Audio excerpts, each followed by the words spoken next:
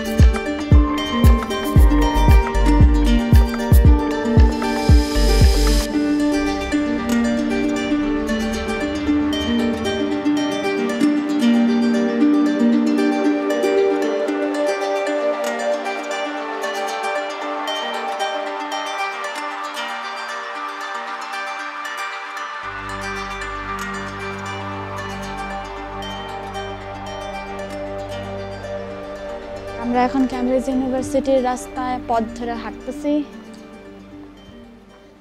রাস্তাটা অনেক সুন্দর, পাশে রেস্টুরেন্ট, এই তো সবকিছু।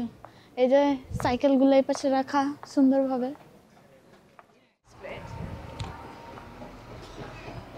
Welcome, church open. তো এখন আমরা ক্যামব্রিজের উদ্দেশ্যে আসছি। এখানে একটা চার্চ আছে, একটু আসলাম জাস্ট দেখার জন্য।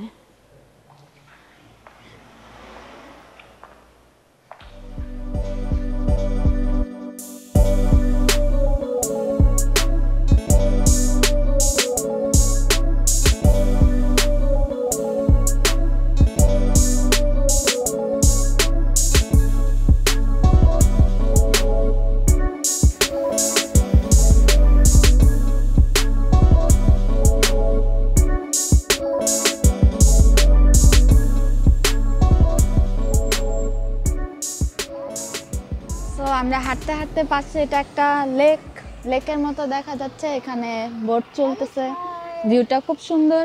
এন্ড ওই পাশে কিছু লোকজন এখানে হচ্ছে যেটা চড়ার জন্য কি প্রসিডিউর কি ওইটা বলতেছিল।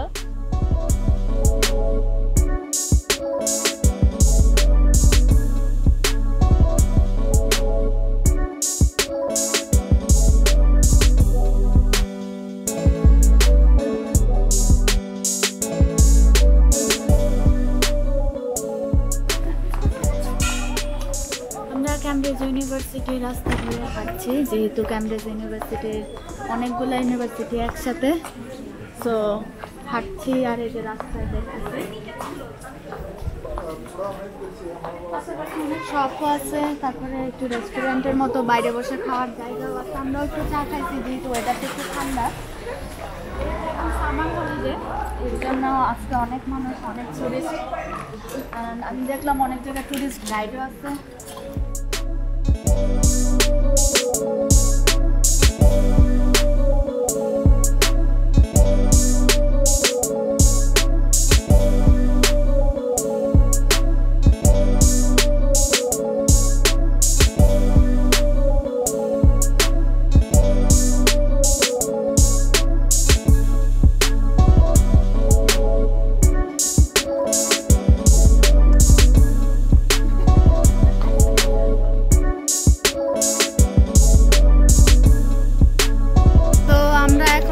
মিউজিয়ামে যাচ্ছি। মিউজিয়ামের নাম কি তুষার বলতে পারো? না, ঠিক বলতে পারছি না, কারণ আমরা তো এখানে নতুন, আমরা আসলে জানি না। তবে দেখি কি হয়, অবশ্যই ভালো হবে, কারণ এটা মানে একটা হিস্টোরিক্যাল প্লেস। এখানে বেশিরভাগ বিল্ডিং তোমার 100 বছরের পুরানো। লাইব্রেরি, কলেজ, ক্যামব্রিজে মানে ক্যামব্রিজ ইউনিভার্সিটির আন্ডারে অনেক কলেজ আছে, লাইব্রেরি আছে, সব দেখতেছি খুব ওল্ড। সেটাই। আর মিউজিয়ামের নাম যদি লেখা থাকে আমি অবশ্যই দেখাবো।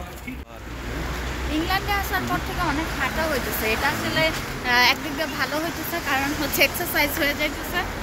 আর এটা হাঁটার কারণ হচ্ছে বাংলাদেশে যেমন রিক্সা থাকে, আপনি বাসা থেকে বের হলে রিক্সা পাবেন, যে জায়গায় হয়তো আপনি রিক্সা ইউজ করবেন, কিন্তু এখানে তো তা নেই। So you have to walk. যেমন এখন আমরা শুধু হাঁটতেছি। এই জায়গাটা দেখো, এই জায়গাটা হ্যাঁ, পুরা নির্জন রাস্তা। এই রাস্তাগুলো অনেক ভালো লাগে এবং আমরা অনেক ছবি এরকম রাস্তার মধ্যে রাস্তায় গাড়ি টাড়ি আসে যে কোনো সময়।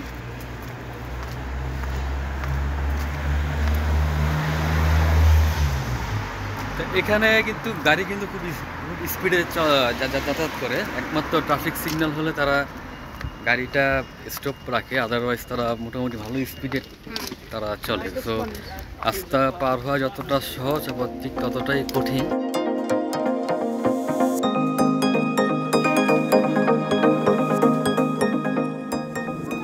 আমাদের যেই মিউজিয়ামে আসার কথা ছিল আমরা সেই মিউজিয়ামে আসা করছি। মিউজিয়ামের নাম ফিটজউইলিয়াম মিউজিয়াম।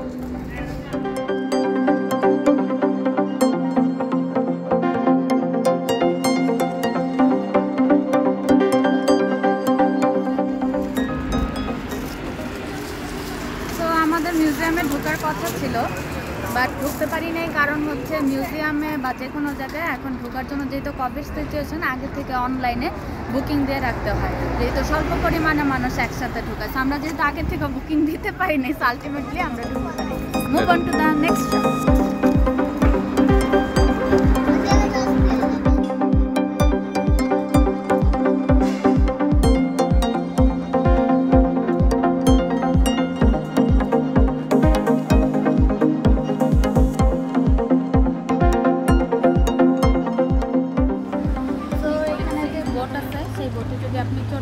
তাহলে আমরা আছি কয়জন এখানে? আমরা মনে হয় প্রায় 7-8 জনের মতো আছে। সো আমাদের 8 জনকে উঠতে হলে 140 পাউন্ড লাগবে, উইচ ইজ টু এক্সপেন্সিভ। তো আপনি এখানে 45 মিনিট ঘুরবেন 15,000 টাকা, যেটা যদি আপনি বাংলাদেশের টাকায় কনভার্ট করেন।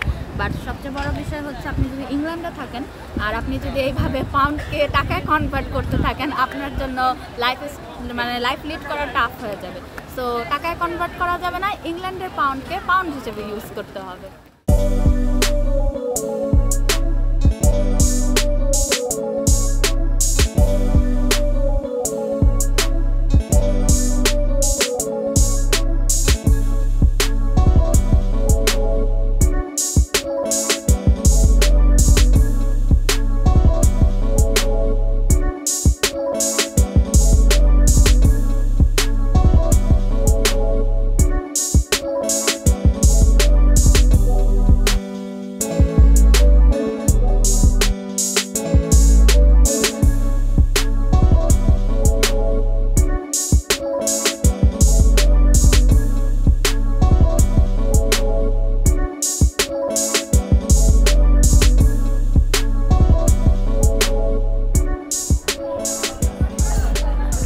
সবাই এই পাশে বসা, ওই পাশে রেস্টুরেন্টে সবাই খাচ্ছে, অনেকগুলো দোকানও আছে, মানে পুরো টোটালি মনে হচ্ছে আসলে একটা টুরিস্ট স্পট।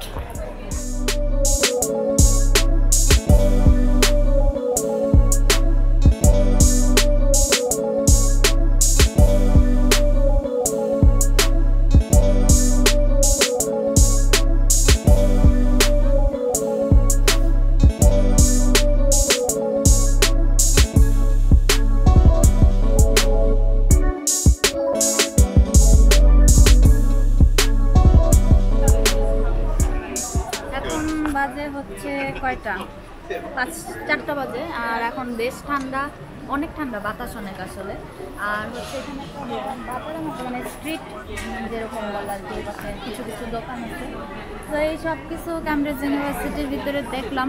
আর অনেক কিছু আছে হচ্ছে যে মানে করোনার কারণে যেহেতু বন্ধ করে দিচ্ছে, আগে এগুলোতে যাওয়া যেত, ভিতরে যা দেখা যেত। তো অনেক কিছুই দেখতে পারিনি, এটা আসলে টোটালি করোনার সিচুয়েশনের জন্য। তারপরেও আলহামদুলিল্লাহ ভালোই গেছে দিনটা। তো আজকের ব্লগ এখানে শেষ করছি। করছো তো আজকের ব্লগ এখানেই শেষ করছি। আপনাদের সাথে আমাদের আরও গপশপ হবে আমাদের নেক্সট ব্লগে। সেই পর্যন্ত আমাদের সাথে থাকুন, ভালো থাকুন, আর চ্যানেলটা ভালো লাগলে সাবস্ক্রাইব করুন। আল্লাহ হাফেজ।